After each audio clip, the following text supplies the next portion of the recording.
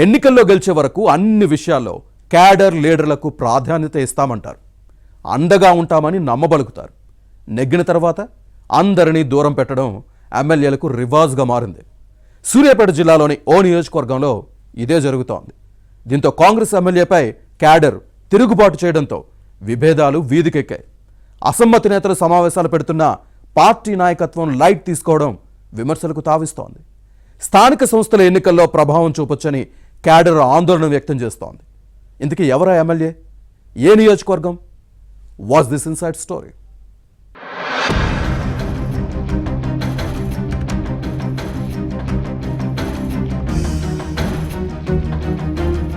కాంగ్రెస్ లో గ్రూపులు కయ్యాలు కామన్. చీటికి మాటికి కలహించుకుని విభేదాలతో వీధికెక్కుతూ ఉంటారు. సూర్యాపేట జిల్లా తుంగతుర్తి నియోజకవర్గంలో ఇదే పరిస్థితి ఉంది.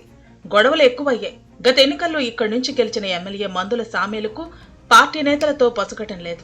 బీఆర్ఎస్ పై ఉన్న వ్యతిరేకతతో కసితో పనిచేసి కాంగ్రెస్ ఎమ్మెల్యేని గెలిపించుకుంటే ఎవరిని లెక్క చేయడం లేదన్నది క్యాడర్ వాదన. అంతేకాదు, గెలిచిన తర్వాత ప్రజా సమస్యలను గాలికొదిలేయటంతో వ్యతిరేకత పెరిగిందని సొంత పార్టీలోనే వినిపిస్తోంది. అర్వపల్లి మండలంలో జరిగిన రైతు భరోసా ప్రజాభిప్రాయ సేకరణ కార్యక్రమంలో కాంగ్రెస్ క్యాడర్ ఎమ్మెల్యేకి ఎదురు తిరిగింది. గతంలో బీఆర్ఎస్ లో ఉన్న సామేలు తన అనుచరులతో కలిసి కాంగ్రెస్ లో చేరారు. దీంతో హస్తం పార్టీలో మొదటి నుంచి ఉన్న నేతలతో పొసగటం లేదు.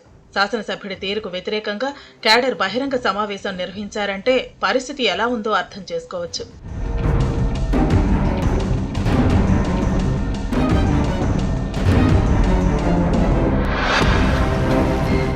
మోత్కూరులో జరిగిన తుంగతుర్తి నియోజకవర్గం కాంగ్రెస్ కార్యకర్తల సమావేశంలోనూ ఎమ్మెల్యేపై కొందరు నేతలు బహిరంగ విమర్శలు చేశారు.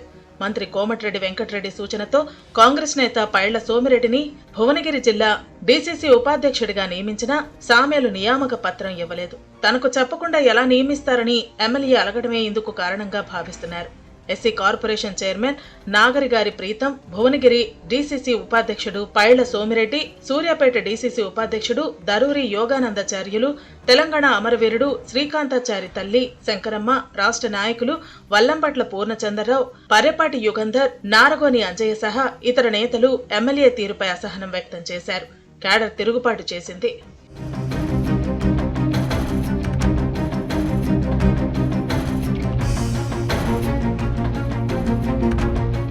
బీఆర్ఎస్ నుంచి కాంగ్రెస్ లో చేరిన వారికే అధిక ప్రాధాన్యత ఇస్తున్నారంటూ ఎమ్మెల్యే తీరుపై క్యాడర్ ఆగ్రహం వ్యక్తం చేసింది. తుంగతుర్తి నియోజకవర్గ కార్యకర్తలను కాపాడుకునే బాధ్యత తనదని ఎస్సీ కార్పొరేషన్ చైర్మన్ ప్రీతం భరోసా ఇచ్చారు. ఎన్నికల్లో ఓటమే లక్ష్యంగా పనిచేసిన వారికే సామేలు ప్రాధాన్యత ఇస్తున్నారని విమర్శలు ఉన్నాయి.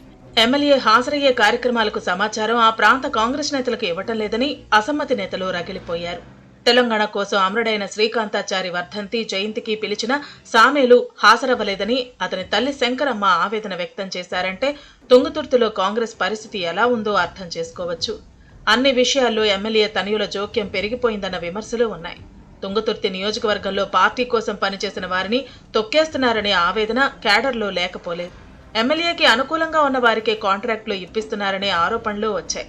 ఇందిరమ్మ కమిటీల్లో బీఆర్ఎస్ కార్యకర్తలకు స్థానం కల్పించారన్నది వ్యతిరేక వర్గం వాదన.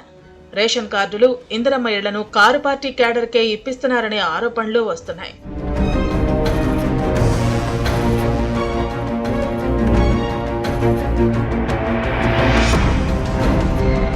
మొత్తానికి తుంగతుర్తి కాంగ్రెస్ రచ్చకెక్కిన విభేదాలతో పార్టీ ప్రతిష్ట మంట కలుస్తోంది.